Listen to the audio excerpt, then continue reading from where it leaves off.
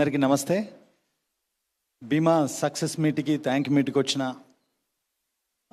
Media ఫ్రెండ్స్కి, గెస్ట్లకి, యాక్టర్స్కి, పెద్దవాళ్ళందరికీ good afternoon. ముందుగా భీమా ఫ్యామిలీకి big congratulations on this great victory. Firstly Gopichand గారికి థ్యాంక్స్ చెప్పాలి ఇలాంటి సినిమాని ఇచ్చినందుకు. ఎందుకంటే ఎంత పెద్ద కమర్షియల్ హీరో అయినా ఎప్పుడు కొత్త రకమైన సబ్జెక్టులు చేయాలంటే చాలా కష్టం. అలాంటిది ఒక మైథాలజీని, ఫ్యాంటసీని ప్రాపర్గా బ్లెండ్ చేసి ఒక కమర్షియల్ సినిమాని, ఇంత మంచి కమర్షియల్ సినిమాని మనకు అందించినందుకు ఆయనకు థ్యాంక్స్ చెప్పాలి.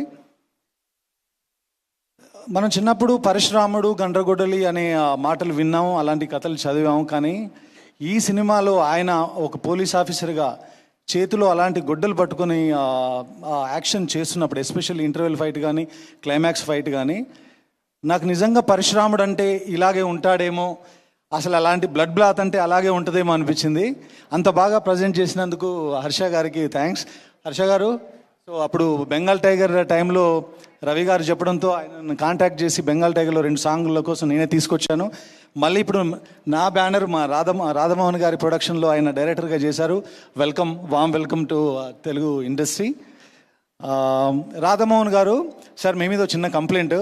నేను బెంగాల్ టైగర్ ఏమైంది వేళ సినిమాలు చేస్తున్నప్పుడు ఏదైనా యాక్షన్ బ్లాక్ కానీ ఏదైనా సాంగ్ కానీ చేస్తుంటే కొంచెం చూస్ చేయండి అనేవాళ్ళు. కానీ ఈ సినిమాలో మాత్రం చాలా పోస్ట్ చేశారు, చాలా ఖర్చు పెట్టారు, ప్రొడక్షన్ వాల్యూస్ చాలా టాప్ క్లాస్లో ఉన్నాయి. ఇంత మంచి సినిమాకి ఇంత బాగా ఖర్చు పెట్టి తీసినందుకు రాధమోహన్ గారికి కూడా థ్యాంక్స్ చెప్తున్నాను. ఎందుకంటే గోపి గారిని ఎలా ప్రజెంట్ చేయాలో, ఎలా ప్రజెంట్ చేస్తే మాస్ ఆడియన్స్కి ఆ మాస్ కట్అవుట్ దగ్గర అవుతుందో అంత బాగా ఆయన ఖర్చు పెట్టి తీశారు. అందుకు రాధమోహన్ గారు కూడా థ్యాంక్స్ అండ్ కంగ్రాట్స్.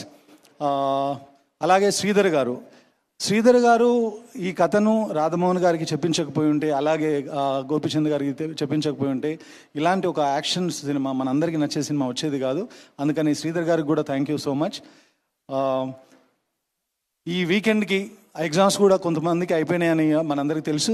సో చూడని వాళ్ళు ఎవరైనా ఉంటే తప్పకుండా ఇప్పుడు రాబోయే వీకెండ్లో ఈ సినిమా వెళ్ళి చూడండి. తప్పకుండా గోపి గారి దగ్గర నుంచి ఎలాంటి ఎలిమెంట్స్ అయితే మనం కోరుకుంటాం అలాంటివన్నీ ఈ సినిమాలో ఉన్నాయి. సో నాకు ఈ అవకాశం ఇచ్చినందుకు రాధమోహన్ గారికి, భీమా ఫ్యామిలీకి మరొకసారి థ్యాంక్స్ చెప్తూ థ్యాంక్ యూ ఉంటా.